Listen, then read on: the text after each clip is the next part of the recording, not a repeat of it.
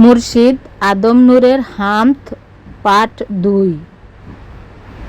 দেব দেবী বলি যাদের হিন্দু ধর্মে, সকলই সেই রবগণ, ভিন্ন কিছুই নহে।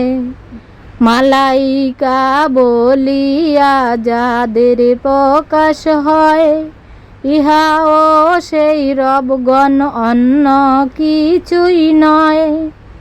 হিন্দু শাস্ত্রে স্বর্গীয় দূত যাদের বলা হয়, তারাও সেই রবগণ, ভিন্ন কিছুই নয়। রাত্রিকালে শূন্যাকারে যত আলো দেখতে পাও, সকলই সেই রবগণ, নিশ্চিত যেন লও। স্মরণে রাখিও মানব কুলের একটি কথা, চন্দ্র সূর্য নয় কোষে রব, মনে রেখো তাহা।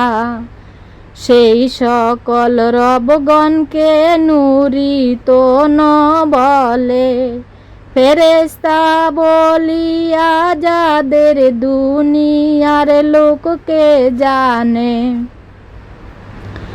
এই হইল সেই সকল রবগণের পরিচয়।